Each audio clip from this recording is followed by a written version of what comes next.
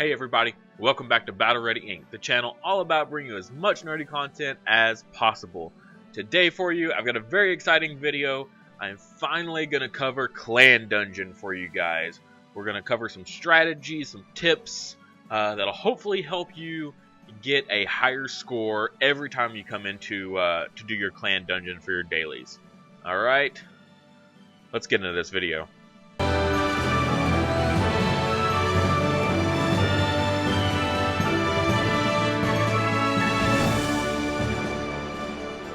As always, if you're new to the channel, please like the video and subscribe if you enjoy the content and you haven't done so already. I try to put out a Dragon Village M video every single week for you guys, either a review over a dragon or some sort of strategy that can help you in this game. If you really enjoy what I do, then consider supporting me on Patreon. I'll have a link in the description below, so check that out. If you go there and you're able to support me, you can get access to our Discord server where we talk about strategy and help each other out when we're stuck in the game and you know, working through a problem together. It's a great place to go for any kind of support like that. Also, just to brag about any kind of awesome pulls that you can get with some screenshots, that sort of thing. I find it to be a better location than a forum where it could take, you know, days or weeks before you get a reply. Whereas this is almost instant. I have Discord on my phone, and I'm always there getting notifications and replying as soon as I can. So it definitely seems to be a better option than more slower means. Alright, so definitely check that out. But let's get into this guide. Alright, so some fundamental ideas of Clan Dungeon, right? What makes Clan Dungeon so important, right? If you've done Clan Dungeon and you complete it, you get your two attempts in a day. You're like, well, those rewards were terrible, right? You get some gold, maybe you get, you know, like a 4 or 5 star rune that's okay. You might not. Most of the time, I throw mine away because they're usually pretty terrible. Things like that, or you know, evolution essence that are, you know, low tier or mid tier stuff. Not anything great. But what is good about it is the end of week reward for your guild or your clan. Those rewards is what's awesome, is because you get those the shields or the tokens for the clan, and then you use those to go in and buy. I'll jump over to it right fast. All right, so clan coin right here. So if you get 1,600 of these bad boys, you get a limited dragon egg, okay? And if you've seen any of my review videos on the limited dragons, they are awesome. I will be doing one probably later this week covering Varus, and Varus is a beat stick beyond beat sticks. He is incredible. So limited dragons are definitely worth it. You definitely want to try to get your limited dragons whenever possible, and doing your clan dungeon is a great way to get there, because when you support your clan at the end of the week, you get a bunch of clan coins for however high you got in the week prior. So it's a fresh day right here. No one's even attempted yet, so we're gonna get in here and give it our first shot of the day. So moving beyond the reasons for doing clan dungeon, let's talk about some strategy for clan dungeon. So I'm going to cover two different strategies, primary strategies. They're not like super encompassing, like in depth with every possible dragon combination, but they're two, I guess, more ideals, so to speak. One I'm going to cover by me, and another one I'm going to cover by a clanmate of mine on from his YouTube channel. So we're going to kind of collaborate on this one and make kind of a super guide, and I'll have a link for his video in the description below, so make sure you check that out as well for a more encompassing guide for his strategies specifically. But first, so I'm going to cover mine. So the top team, so you're going to have your two different raid parties, right? Your low team and your high team. So your high team, they have to fight just one enemy, right? The top person there who does this big beam attack, right? He just blasts your whole team all at once, and it does a lot of damage. On top of that, he has an attack that shoots every single dragon, Raid Party 1 and Raid Party 2, which is devastating. So not only are they getting the big blast, they're also going to get the blast that hits everybody. So to withstand this, as well as just regular attacks, sometimes they even get hit from the lower dragons or the lower enemies. They'll shoot up randomly sometimes as well. So you need to build this team more for defense instead of just damage, right? So that's what I've got here. I've got my formation going. So change formation buff, and then you're going to come down here to the defense. Make sure you enhance this. Like, I didn't enhance it for a while, and I forgot it wasn't enhanced out because I usually only use the cross or scattered formation. As you can see, I don't ever use this one, effect resistance. But make sure you come down here and enhance your defense. So what I'd like to do is 2 healers. You can run 3 if you don't have this option. Although 3 healers might be a little overkill depending on the healer that you have. So I've got 1 healer that can resurrect. So whenever someone goes down, he will resurrect one of them. As well as just a backup healer.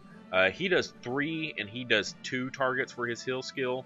So if it's if I need to heal a bunch of enemies, or a bunch of allies, he heals. And if I just need, a couple people healed that are like really low, he's got the bigger heal, so I use him instead. But then Power Dragon. So I like Power Dragon specifically because he has the ability to take damage of allies, as well as he has a passive where he just heals constantly.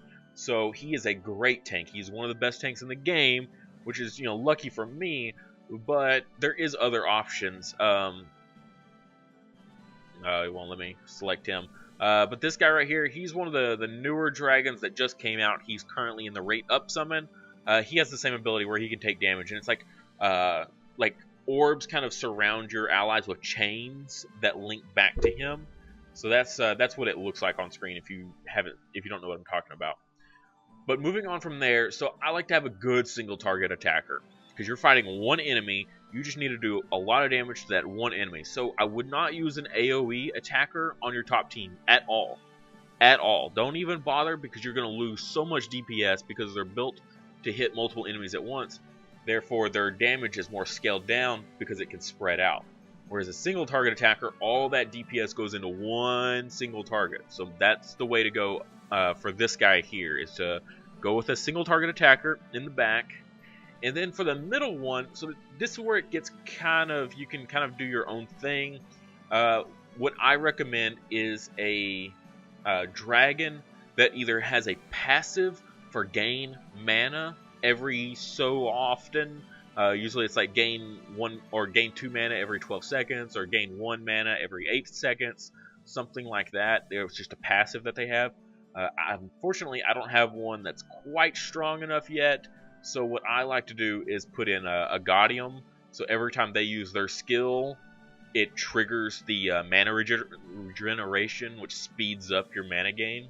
Either the fire one, just because I've had him so long, he's so powerful, and he also is a single target attacker. As well as I like the dark one, wherever he is. There he is, right there. Because if he dies, he goes into zombie state, which just gives me a little bit more time. So when he goes down, I'll have another 15 seconds where I can keep using his skill to get my mana regeneration. And I'm going to go into more about zombie state as just kind of a tip later on for newer players. If you're still having trouble with this, you're just getting in here for your first time, I'll have a kind of a little tip for zombie. But that's how your team 1 wants to operate, okay? Pretty basic, pretty solid strategy. I believe this is the same strategy that the second guide is going to be about with Tricky. He's gonna cover kind of the same thing there. But this is Team 2 is where we differ from each other. Whereas his strategy is technically better than mine. He does do more damage than I do and gets a higher score than I do. His strategy is very unique to Clan Dungeon itself. So the problem you're going to run into is you're not going to have the dragons skilled up that he's going to have skilled up. Or you're not going to have them runed up and leveled up and everything like he does. So for more general players, I think my strategy works better because they're going to have these sort of dragons already built and already buffed. Alright. Alright. I don't know why it's got this set up like it does. But, that's weird. Usually, so what I normally do, this must have been an autofill team here. I'm going to go ahead and drop, oh man, I think I'm going to drop that one. So what I like to have is a tank on the front as well as a tank healer on the front. Because I don't want to have 2 tanks and then 2 healers on this, because they're going to run into the same problem of that they're going to be taking all those hits from the lower the bosses at the bottom, I think they're the 7 deadly sins. They're going to be shooting basic attacks, just a whole bunch of them. There's 7 of them, so there's a lot of shots coming towards your front line. So you're going to have to deal with the AoE that's going to come down here from the top guy, and it's going to hit each and every one of your dragons down here. So be aware of that. So I have been running 2 healers lately, just because I'm trying to survive till the end. If you're going to come in here with a whole bunch of attack and do a whole bunch of damage right out the gate, you're gonna make it like a minute into the fight, and it's almost a 3-minute long fight. So that's a lot of time you're wasting.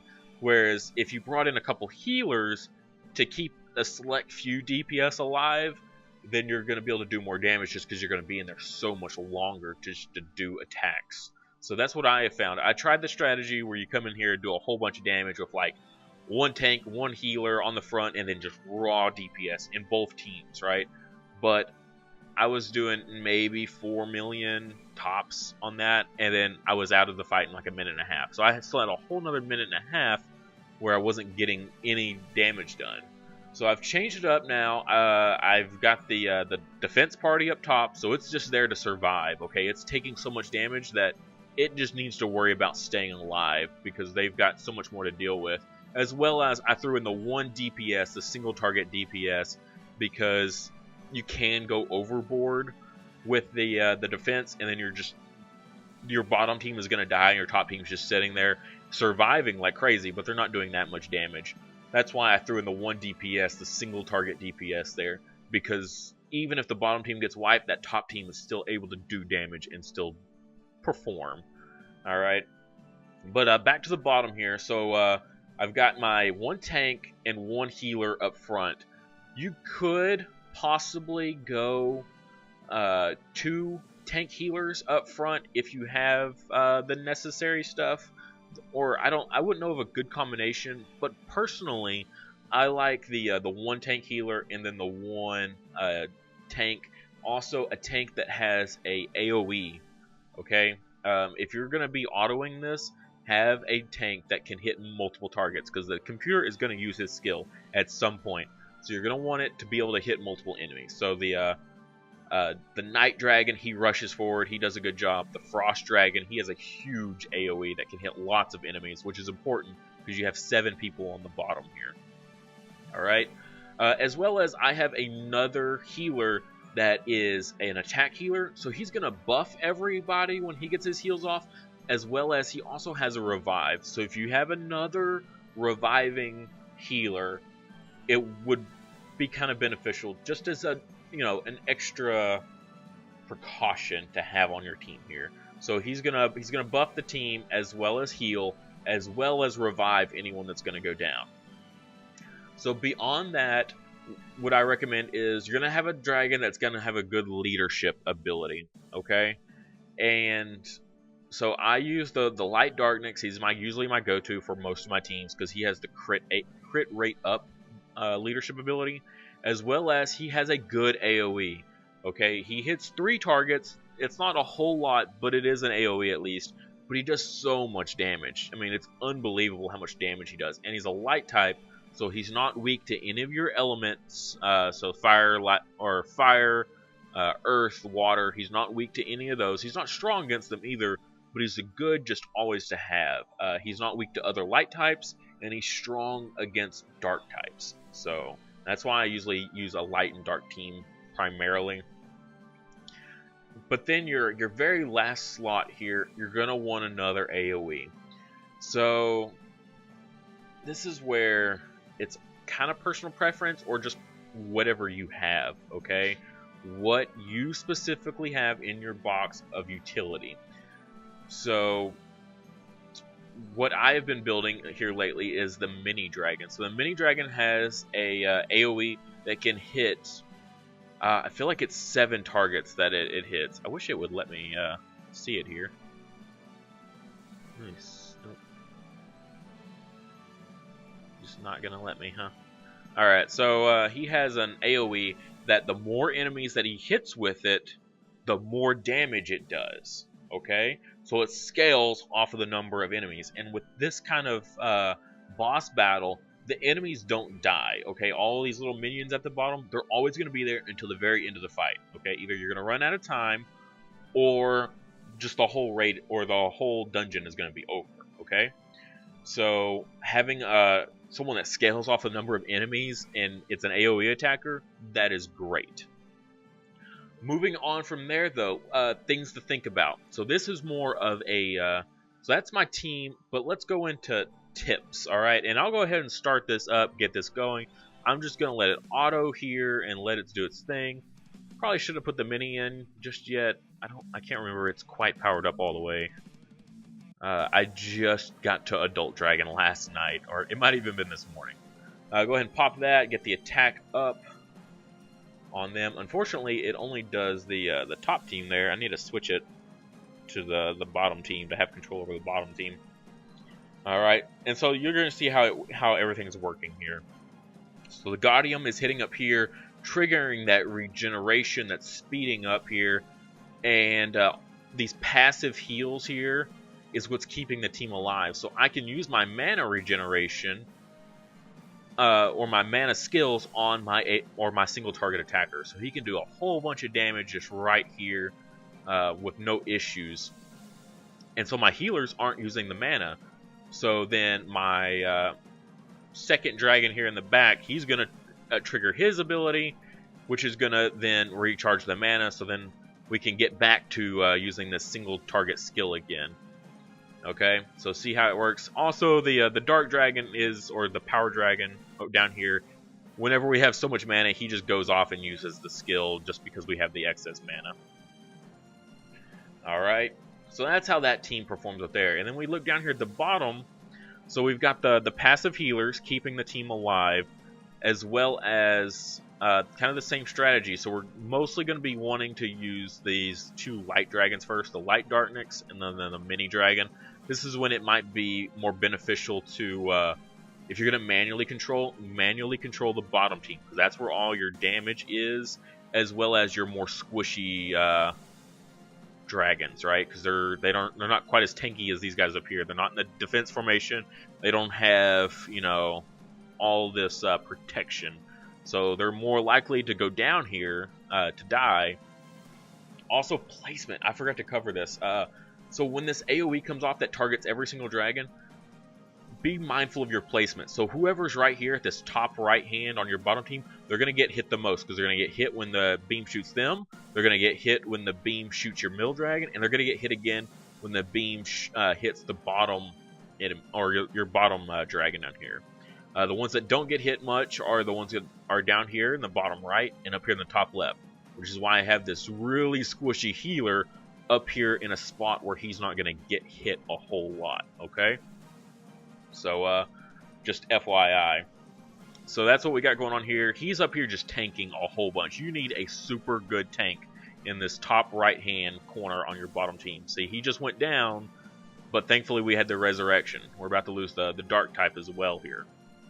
There he goes. And so he's going to start getting hit a whole lot.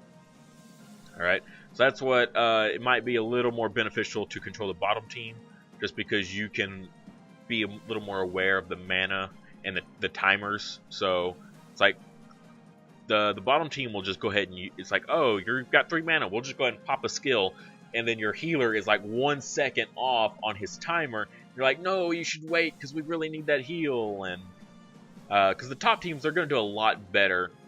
I mean, look, they're on auto and they're not having any issues, but the bottom team down here, they're starting to struggle. See, so we're already out of tanks. There goes all the DPS as soon as the tanks drop. So we're going to start falling off at this point. Alright. So they're going to make it a little bit longer. We got 24 seconds here. They may make it to the end. It's going to be very, very close. and see how this plays out.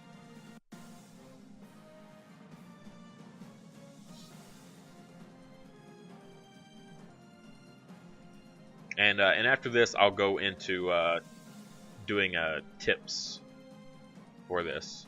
Although he's only got about 2 million left. We've done 8 million. I don't know if I want to use my second attempt just yet. I'll probably go ahead and just kind of give you tips and stuff, and not actually waste my my attempt, and let a lower ranked, lower level clan member come in here and finish him off, so I don't have to waste another 8 million damage on just a 2 million that's left. There we go. But so yeah, 8.7 million. That's a pretty good score. Okay, for very basic strategy.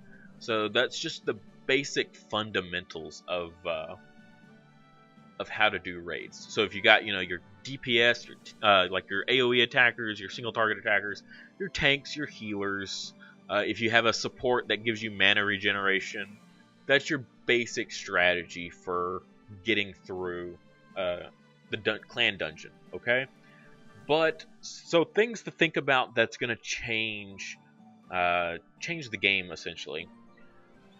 Think of your second and secondaries and third skills on your dragons.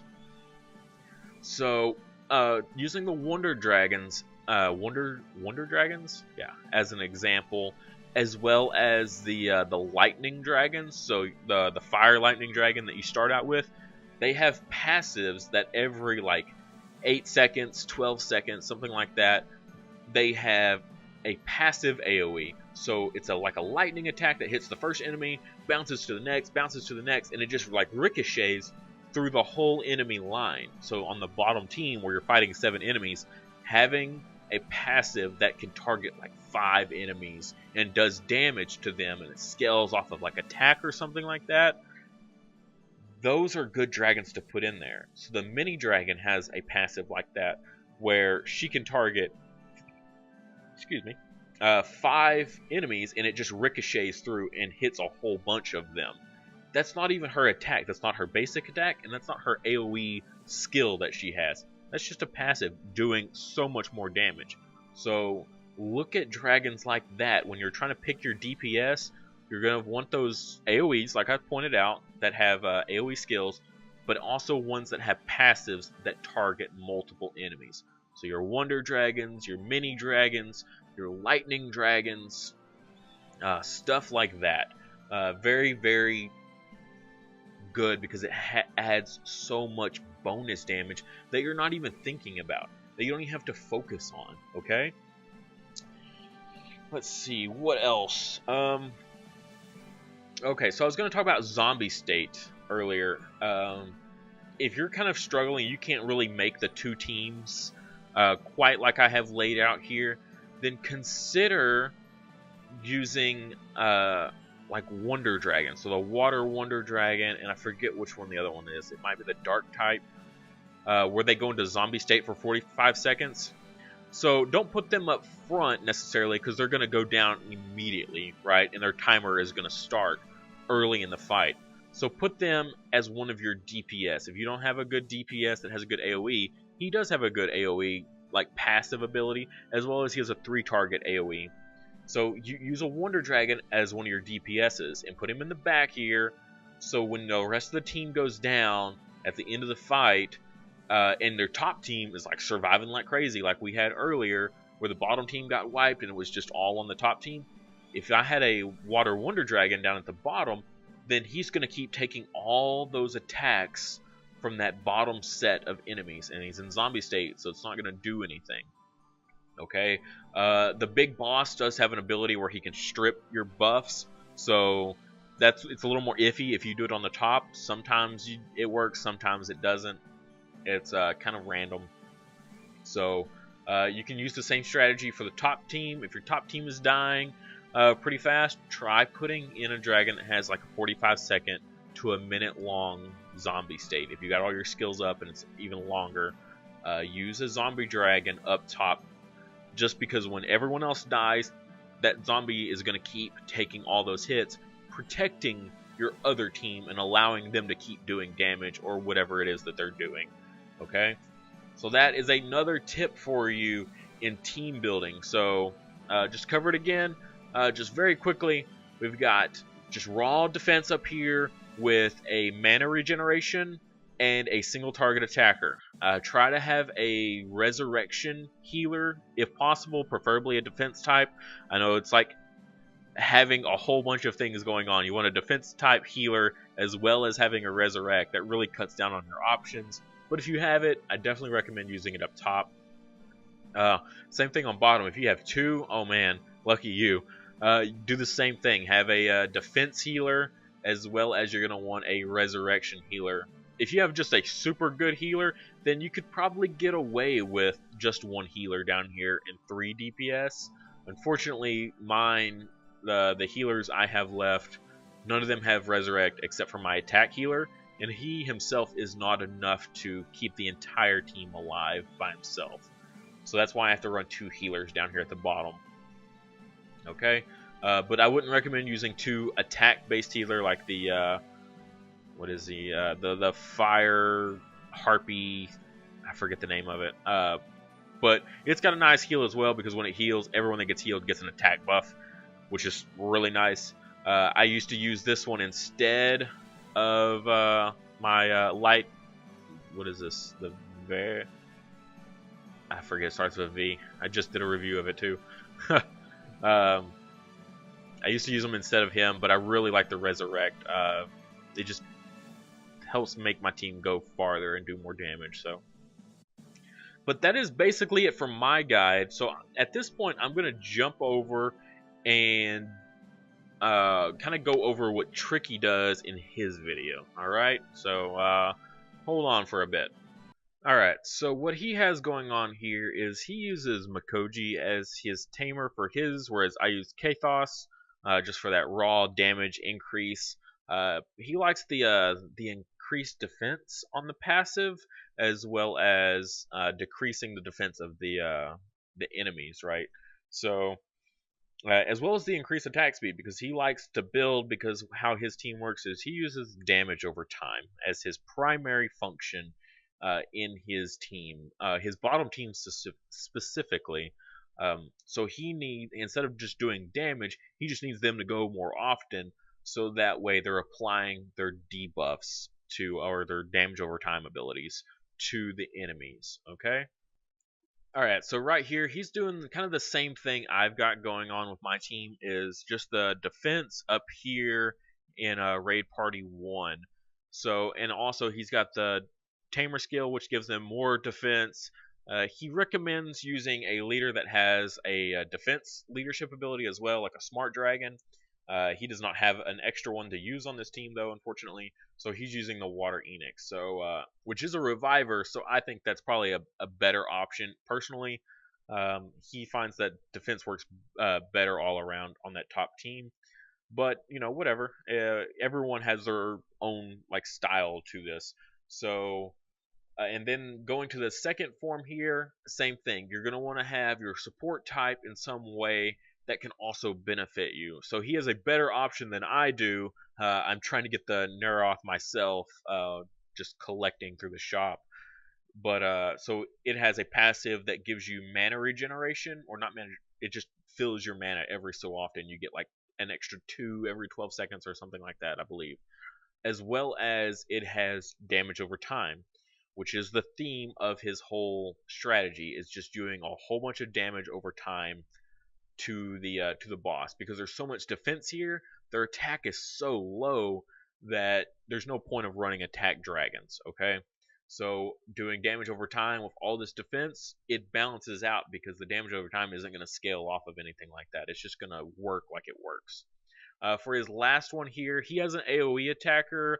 He actually does come back and rectify this in later in the video, where or I might have been talking to him, and he said that he wishes in the video he had used a single target attacker as well. So instead of the AoE, because it just makes more sense, because you're fighting one enemy, so using a dragon that just does a whole bunch of damage to one spot just made more sense to him. So But same thing going on here with his top team as mine. Just he has a few better options with his support type. So 2 healers as well as a tank in the middle here. He says you can go 3 healers, of course, but it may be overkill just a bit because you're going to end up using up all your mana on your heals, and you're just going to be surviving for so long that your bottom team's going to die, or just you're going to run out of time, and they never did enough damage where they could have. All right. So let's jump down to the bottom team and probably let him take over explaining things because this is kind of like where we differ in strategy. So we got your tank here. We want 2 healers again. I'm going to put Smart Dragon here because I need that defense buff. This whole point of this dragon fight is just to survive. Alright, now we're going to go over some different dragons here in a little bit. But Hurricane Dragon is one of the best dragons you can have for this bottom position because she does damage over time.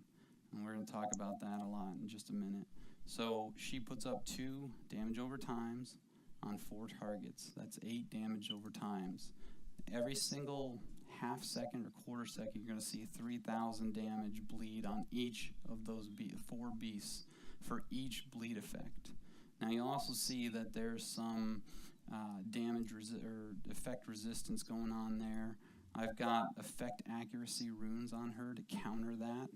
Her effect accuracy is 73%, so that's going to help make sure those bleeds are on there. Also, you want to kind of focus on her defense. A lot of these dragons should be focused on defense runes in all their slots. Alright, so our last 2 spots. We're going to have another healer here. I really like Lady Dragon. So we'll go over real quick Lady Dragon as a healer. Okay, she's just a 3-star. I've only got her at 5-star right now, level 50. She will last the entire fight. And the reason why is because she has a passive heal. So when she's attacking, there's a 10% chance, plus because she's level 5, it's actually a 20% chance that she's going to heal your ally who has the lowest hit points by 14%. Every single chance she attacks, she has a 20% chance. And as I said, as this boss fight goes on, it gets faster and faster, and that will proc more and more. I barely even have to click her, and she will be one of my top healers. There's 2 types of the Lady Dragon that you can use. You can use the water type, or you can use the dark type. They both have this power of fellowship ability. Alright, that's what you want to look for. The last spot in this fight is going to go to my Fire Drake and, Lightning Dragon. He's just a fire type. So the reason I use him is because he scales with attack speed. So as the fight goes on, he attacks faster, his attacks do more damage. He also has a passive, so when I'm attacking, there's a 20% chance to inflict damage to the front 3 enemies. Alright, and like I said, that's going to proc more and more as the fight goes on. I'm going to put Lady Dragon back there. So these are going to be my 2 teams. This team's set up to take the big laser blast. This team's the one I'm going to manage, and they're the ones that are going to do the damage. So we'll show you that in a little bit. So let's just go over some basic dragons that we can use for this fight, because I understand that not everybody has the same dragons. So we're going to go with the defense types, and I'm just going to pop this guy out here because pretty much everybody can get him. Alright, and I'm going to control the bottom team. In the beginning here, I'm not going to take much damage, so make sure that auto's off. We're going to wait for Lightning Drakes. You can just click it. I shouldn't have aimed it, but either way, it really doesn't matter. Now, next one will be Hurricane. Get those bleeds up. You'll see that effect resist, but now you'll start seeing those bleeds pop. I'm going to use my tank so I can reduce their damage and defense. And then you can see those bleeds just ticking away. And now I'm going to focus making sure her bleeds stay up there so I can get this boss to bleed. Again, another effect resist, even with her stats up there. It doesn't matter. So it looks like I am actually taking a little bit of damage. Maybe Lady Dragon isn't healing as much, so I'll just pop a heal. Now I'm going to wait to use my Tamer's ability. Put that up there. And the reason why I want to wait is because you do more damage as the fight goes on, and I really don't need her defense decreased right now this second.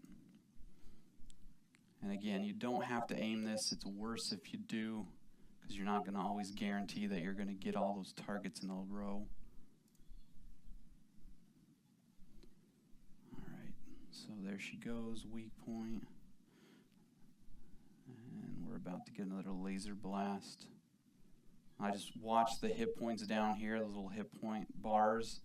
And if one of them goes too low, then I pop it, I save my mana, and now I'm ready to go again. Now, one other trick I can do, not really, but you can pop this guy's ability, reduce their defense, and then with a lower defense, they're going to take more damage. So I'm going to pop the Drake's ability right after this. And then I'm going to check my hit points. Looks like I could use a heal. Alright, now we're down to 1:35. I'm going to pop her ability right now. Okay. And this time, I'm going to save up my mana. I'm not going to use my tank's ability because it's going to get harder as she goes nuts. Alright, so I'm going to pause it right here, just right quick to point this out. Another reason you want to control the bottom team for your Tamers. So when he popped her and it decreased the defense of the enemies, if you're on your top team, it's only going to decrease the defense of one person. If you're controlling the bottom team, he popped that decreased defense and it lowered all of these guys' defense. So that's a lot better than one target. So you're going to be doing, your bottom team's going to do all your damage because they're going to have so many more targets to work at, okay? So even if you're like me earlier, I should have switched to the bottom team before I went in there with Kathos, because Kathos bumps up all of my dragons' attack. You know, if my build, I use a lot of attack dragons that you just do raw damage through attacking and not through damage over time. So make sure you switch to controlling the bottom team, so when you pop your Tamer skill, you're applying the effects to the right people. Okay, I don't need to be buffing all of my tanks up here with increased attack. So I probably could have done like probably maybe another million up to a little over 9 million on my score if I had just done the bottom team instead. Same thing with his the decrease on the bottom team. Also just want you to look up over here at the DPS on the bottom right of who's doing what damage. So the Lightning Dragon, he's just doing raw damage here at 2.2 million by himself. But not that far behind is this damage over time dragon, his Fire Hurricane, which is doing just damage over time primarily. He doesn't do that much damage just as a regular attacker. So this is all damage over time. In the third place person here isn't even on the bottom team. It's up here at the top with another damage over time dragon. So not even his DPS here that he has in the back, partially because it's an AoE attacker, it would have been higher, but his third highest damage is another damage over time on his tank team.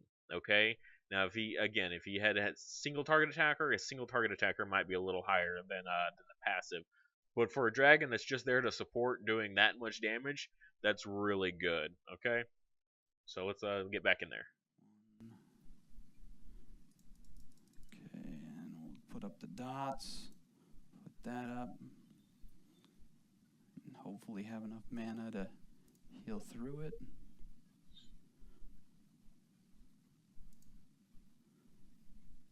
Okay, looks like we're in good shape for the next half minute. I'm not sure on the exact intervals of those weak point laser blasts, but I'm guessing it's about every 30 seconds. Alright, looks like we're getting hurt pretty bad again. But I want to keep those dots up. Now this is when it comes to be really a tough decision between, do I do damage or do I keep my team alive? Because really I'm just doing auto attacks if I'm just healing. But it looks like they took somebody down up top, but I think we'll be okay. All right, I'm gonna save it here, save up my mana, wait for my guys to get zapped a little bit. Okay, we got a couple seconds left. Do another heal, and then we're just gonna go all out because this is pretty much it. We got 35 seconds left. Looks like they took out my rear guy up top. That's okay. Now you can notice that my Lightning Drake is going to be doing a lot more damage at the very end. We're going to try and keep those guys alive as long as we possibly can and try and make it to that end. Let's see, it looks like the shield's back up. Now there's no point in putting dots up anymore. I've got 16 seconds left on the clock. I can pop his ability one more time. 13 seconds.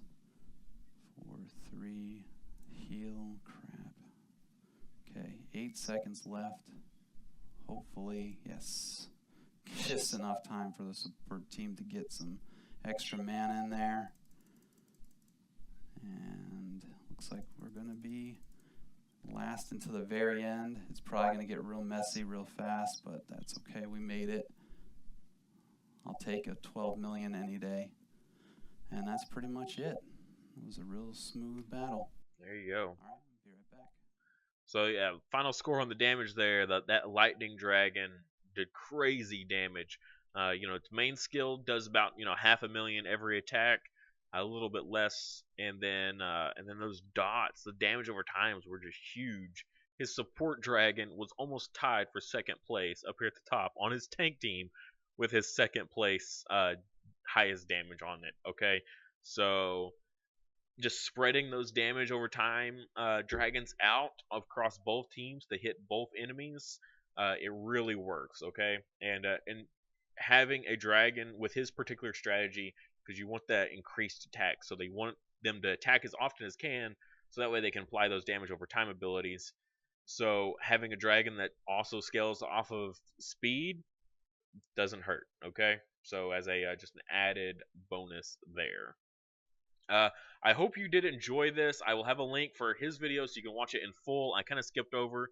He goes through and talks about some other individual dragons that you can use that have good strategies for this, for his team in particular. So if you want to check that out, I'll have a link in the description below. So make sure you go watch that if you're really interested in the damage over time team. He does do more damage than I do. He did 12 million there and survived to the very end with it. Okay, so just showing you there. He probably could have done more if he had had a single target attacker in the back instead of that AoE. He probably could have gone to 13, 14 million possibly. So just another kind of, maybe even just do a combination of our two teams. So like the light clown dragon with Neroth up here with these tanks. So then you're getting a single target attack as well as the damage over time, and then down here with the damage over time dragons as well as an attack dragon. If you have the lightning dragon or one that scales off of speed, might be a good option there. And make sure you do what he did and put your tamer on the bottom team, not on the top team like I did. So he could have got more damage on his video if he had done it with the single target attacker, and I could have got more damage if I had done my tamer on the right team. So everyone makes mistakes, right? Okay. I do hope you enjoyed this video. If you made it all the way to the end and you haven't already, hit that like button, please. I do appreciate it. As well as subscribe to the channel if you haven't already. Always trying to do these videos for you guys. So I do appreciate it. We'll see you in the next video.